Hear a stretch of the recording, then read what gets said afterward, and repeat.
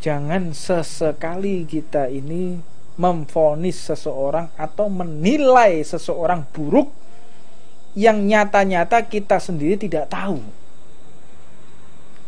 Jangan sesekali kita menggunjing seseorang yang kita sendiri tidak tahu kepastiannya.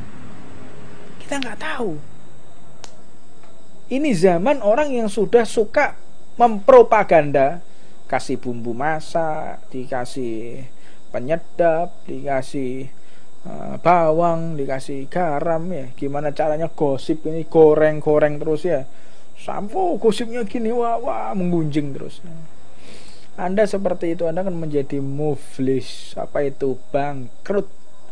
Orang bisa bangkrut. Apa itu bangkrut? Dia ketika di dunia rajin baca Quran, ketika di dunia rajin sedekah, ketika di dunia dia haji dan umrah, ketika di dunia dia senantiasa untuk beribadah tahajud. Namun dia nggak bisa menjaga mulutnya dari membuka aib orang lain. Maka ketika dia di akhirat, dia akan mendapatkan azab dari Allah berupa apa? Berupa orang yang bangkrut. Bagaimana bisa terjadi ketika nanti ahkamul hakimin, Allah yang maha adil, yang akan menyidang. Jadi persidangan di dunia ini enggak penting ya.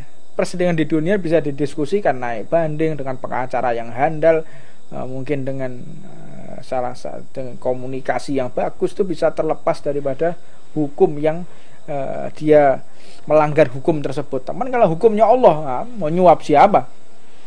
Nggak bisa. Ahkamul hakimin Allah subhanahu wa ta'ala. Maka ketika seseorang ini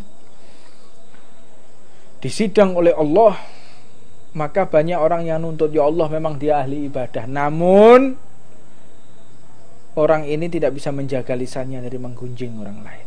Akhirnya bagaimana? Amaliyah yang baik dipindah. Sedangkan yang digunjing rupanya banyak.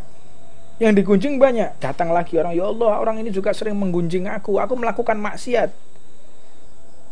Orang kalau yang namanya benar-benar melaksanakan, ada orang mabuk, kita katakan mabuk, orang itu loh mabuk, kita kan buka aibnya kan, orang itu loh mabuk, kita buka aibnya, itu namanya ghibah. Ghibah, buka aibnya orang lain. Kalau seseorang tidak melaksanakan, dituduh melaksanakan, namanya buhtan. Fitnah, kalau bahasanya kita fitnah, sedangkan fitnah itu adalah ujian. Fitnah itu aslinya adalah ujian. Saya difitnah ya, buhtan.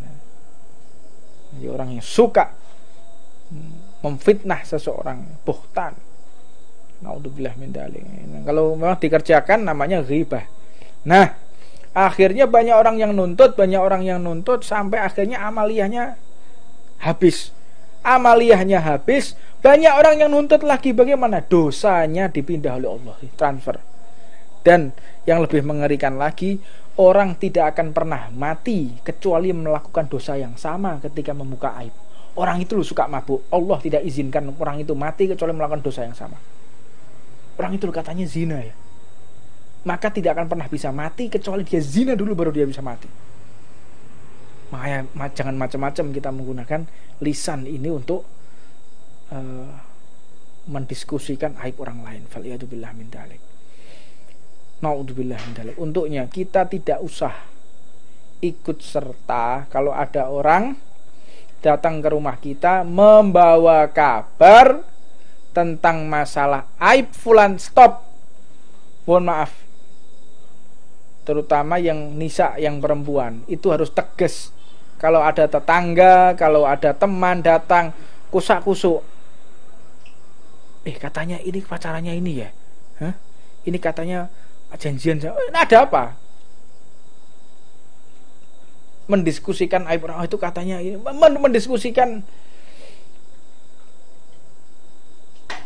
kejelekan orang lain, berarti Anda telah membawa laknat di dalam rumah. Rumah sudah disedekahi, rumah sudah dibacain Quran, dibacain rotib, baca yasin, baca maulid di rumahnya, baca burdah lagi. Tapi ada orang datang menggunjing, dia terima, ya hilang semua ini barokahnya. Barokahnya hilang semua. Makanya kalau ada orang datang, ada tiga, Bu, mohon maaf ya, dosa saya banyak dan belum tentu saya ini wafat dalam husnul khotimah, belum tentu. Jadi ibu jangan menceritakan Mbak, jangan menceritakan tentang masalah orang lain, Thomas. Tidak usah menceritakan aib orang lain, karena aib yang paling besar tuh saya yang punya. Jangan ya, tolong jangan menceritakan. Karena apa? Kalau kita menceritakan aib orang lain di dalam rumah itu akan panas. Rumah itu akan panas, situasi rumah itu akan menjadi konflik ya, sering konflik, panas, gak kerasan di rumah. Karena baiti jannati, kata Rasulullah, rumahku adalah surga. Karena apa? Rumahnya Rasulullah gak pernah dibuat ghibah, rumahnya Rasulullah gak pernah dibuat maksiat, rumahnya Rasulullah tidak kenal dengan musik-musik yang haram, rumahnya Rasulullah gak pernah digunakan untuk maksiat kepada Allah. Baiti jadi surga rumahnya, jadi tempat perlindungan.